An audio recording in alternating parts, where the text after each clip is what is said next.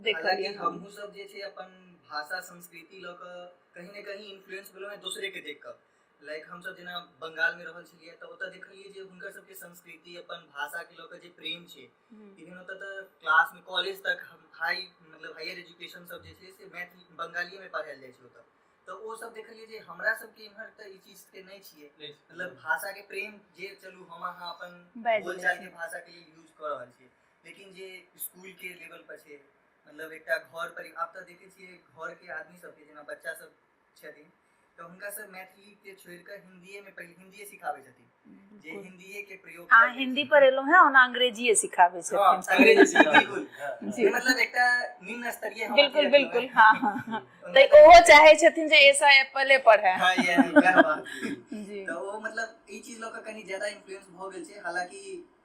ई चीज के प्रमाण छे जे अपन जे लोकप्रिय भाषा छे मातृभाषा छे ई सीखनाय कहीं न कहीं सबसे आसान छे और सबसे सरल रहला पर जे छे से ओई के विकासो और मतलब अपना आप में जे एकटा प्रेम छे वो रहबाक चाहिए तो वो चीज के मतलब मिसिंग नहीं हेबाक चाहिए। तो बस इहे एकटा पॉइंट छले हमर। जी देखियो अहाँ जे कह रहल छियै ने जे आब बच्चा सबके ई चीज सिखायल जाइ छै हम अहाँ के एकटा मतलब ई एकरा कह सकै छी जे बिल्कुल प्रैक्टिकल वाला बात बाजे के अहाँ कतबो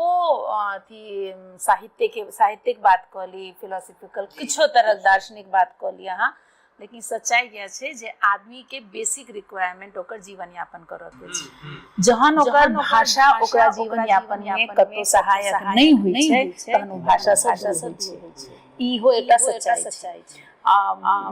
कोनो भाषा के बात करबे किया लोग हिंदियो से बेसी अंग्रेजी पढ़ गेलै कारण ओकरा ओइ से बेसी जॉब भेट रहल छै। ओकर व्यापार नहीं ओकरा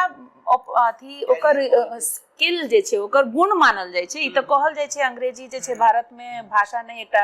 स्किले छै त बिल्कुल सच्चाई छै। तहिना मैथिली से हिंदी और हिंदी से अंग्रेजी पर आबो के एकटा छै जे बिल्कुल से रोजी रोटी अहाँ के ओ नहीं द रहल छै आ रोजी रोटी में सहायक नहीं हम दोनाई के बात के कह के मतलब सहायक नहीं बन रहल है।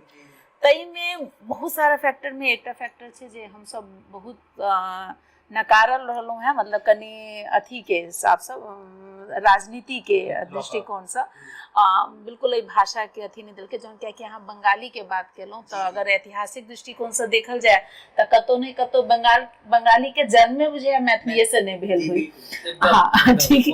तो ओ जहन ओकर विकास होबे के कारण यह छले जे ओइ क्षेत्र में ओकरा बढ़ावा देल गेलै ओइ चीज के व्यापार से जोड़ कर राखल गेलै आ रोजी रोटी ओकर बनैत गेलै ओइठान। तो जहन इंफ्रास्ट्रक्चर या जे सारा कुछ जे राजनेता के तरफ से या राजनीति के तरफ से ओइठान देल गेलै तो ई क्षेत्र कतौ न कतौ उपेक्षित रहैत गेलै आ उपेक्षित रहला के कारण ओकर जीवन यापन से जहन ई चीज